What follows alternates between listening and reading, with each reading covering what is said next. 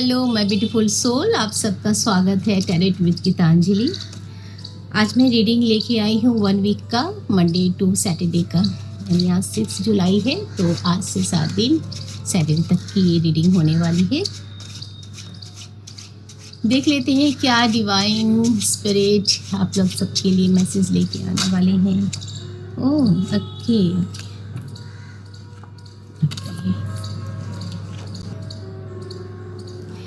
काफ़ी स्ट्रांगली एक मैसेज आया है, काफ़ी स्ट्रांगली मैसेज आया है and I want to show you the card.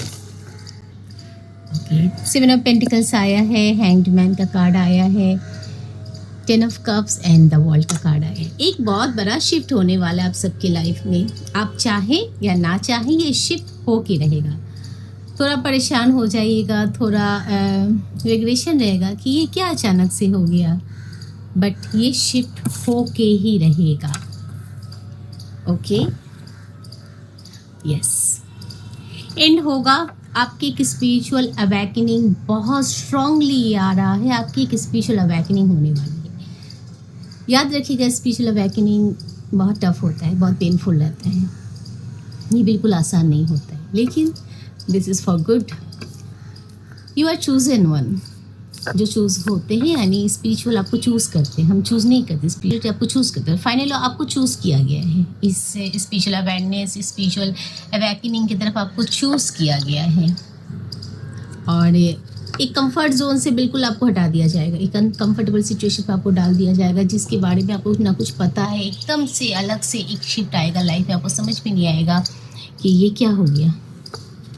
But yes, पैसों को लेके थोड़ा आप टेंशन में रहिएगा, परेशान हो जाइएगा। कुछ चीज़ें हाथ से जाता हुआ आपको लगेगा कि हाथ से निकल रहा है, कुछ चीज़ें आपके हाथ से निकल रहा है, आपका उस पर कोई कंट्रोल भी नहीं रहेगा, बट ये होके रहेगा। इसे आप नेगेटिवली मत लीजिएगा। ये रीडिंग जनरल है, जिसके साथ रेजोनेट करे वही लीजिएगा, जिसके साथ रेजोनेट ना करे प्लीज़ अपने आप को फोर्स मत कीजिएगा। मैं ऑनेस्ट रहना चाहूँगी अपने कार्ड्स के साथ, अपनी रीडिंग के साथ। अगर ये कुछ लोगों तक ही जाता है और उनको रेजोनेट करता है, क्योंकि ये कुछ खास लोगों के लिए जिनकी स्पिरिचुअल अवेकनिंग होने वाली है। ऐसे भी जुलाई मंथ है, एक शिफ्ट आता ही आता है, और सबके साथ अगर रेजोनेट ना करे कोई बात नहीं, अगर चंद लोगों के साथ भी रेजोनेट करती है तो ये बहुत स्ट्रॉन्ग मैसेज आया है। कुछ चीज़ों को होल्ड करके आप रखना चाहिएगा, बहुत कोशिश कीजिएगा। आप इनिशियली कोशिश कीजिएगा कि हाथ से जाने नहीं देते, इसे पकड़ के रखते सख्ती से, बट उसे होगा क्या? उसे ये होगा कि आपके हाथ से वो जाके ही रहेगा, और आपको पेशेंसली एक्सेप्ट करना पड़ेगा, पॉजिटिवली एक्सेप्ट करना पड़ेगा कि जो कुछ भी हो रहा है वो ऊपर वाले की मर्जी है। आप कोशिश ना करें, ये ऊपर वाले के हाथ में है, छोड़ दे। ये एक डिवाइन की तरफ से कुछ चीज़ों का चेंज होना, कुछ चीज़ों का चेंज होना, बिल्कुल एकदम अनकंफर्टेबल सिचुएशन में आपके लाइफ को रख देना, ये तय है, ये डेस्टाइन है, या आपकी डेस्टिनी में है, इसका कुछ किया नहीं जा सकता है।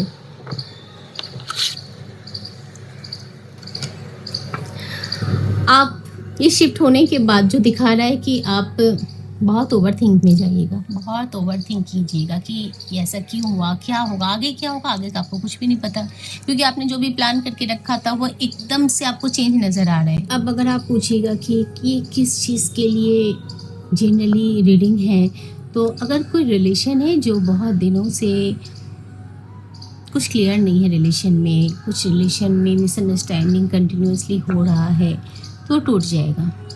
टूट जाएगा तो आप दोनों के लिए बेहतर होगा। अगर आपके बिज़नेस में, अगर आप किसी बिज़नेस में हैं, तो एकदम से जो आप प्रॉफिट चाह रहे थे, जो आउटकम, जो रिज़ल्ट आप चाह रहे थे, वैसा कुछ नहीं होगा।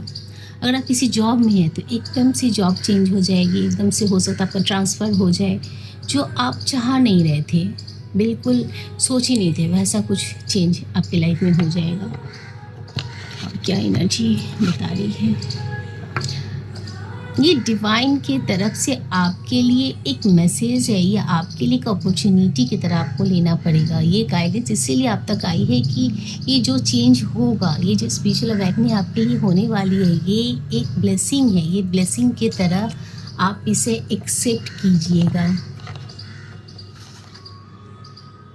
अगर आप चीज़ों को, जब तक आप चीज़ों को होल्ड करके रखने की कोशिश कीजिएगा, जब तक आप कंट्रोल करने की रखने की कोशिश कीजिएगा, नई चीज़ जो ब्लेसिंग है आप तक पहुंच नहीं पाएगी। जब तक आप अपने आप को इल्यूजन में रखिएगा कि वो मैंने जो सोचा था वो नहीं हुआ, मैं जो प्लान किया था वो नहीं हुआ, मैंने इतना मेहनत किया था इस चीज़ से, बट ये हो क्या रहा है मेरे साथ। तो ज़रूरी नहीं है कि हम जैसा सोचते हैं वैसा ही होता है। कई बार चीज़ें बदल जाती है, लेकिन अगर आप सही में मेहनत किए तो आपको वो मिलेगा ज़रूर, एक अलग रूप में मिलेगा जो आपके लिए बेहतर होगा। And end of the day जो ऊपर वाले की मर्ज़ी है होता तो वही है, हम तो कोशिश करते रहते हैं। अगेन एंड अगेन कुछ कर्मा है, कुछ कार्मिक रिलेशन को कर्ज चुकाना है, तो आपने पास्ट में कर्ज चुका लिया है। कुछ कार्मिक रिलेशन रहे हैं जो कि आपको चुकाना ही था, आप तो निकल नहीं सकते। और स्पिरिचुअल अवेकनिंग होती है आपको एक मोक्ष की तरफ, एक लाइफ पर्पस की तरफ आपको प्रोसीड किया जाता है। कुछ आपके अच्छे गुण रहे हैं, कुछ आपके अच्छे कर्मा रहे हैं, तभी ये सबको भाग्य भी नहीं होता है कि आपको चूज़ किया जाए डिवाइन की तरफ से एक स्पिरिचुअल पाथ पे चलने के लिए। सबके लिए नहीं होता है। Can you see this? यानी किस तरीके से रेजोनेट कर रही है सारी रीडिंग कि you don't need to worry at all. Spiritual मतलब क्या है? अपने आप को समर्पण कर देना, सरेंडर कर देना कि हाँ मैंने मेहनत किया, मैंने अपना 100% दिया। अब हमारे लाइफ में अगर ये शिफ्ट हो रहा है तो फॉर बेटर हो रहा है, ये ऊपर वाले की मर्जी है। आपको इस रूप में आना है। Don't care for anything. आप मत सोचिए, चीज़ें खुद ब खुद अलाइन हो जाएगी। Okay, and the queen of cups यही बता रही है कि थोड़ा एंजाइटी तो रहेगा, आपको थोड़ा एंजाइटी रहेगा कि आगे क्या होने वाला है, आगे लाइफ को मैं किस डायरेक्शन में लेके जाऊँ, किस तरफ में लेके जाऊँ। तो मैं बता दूँ, मून की एनर्जी है।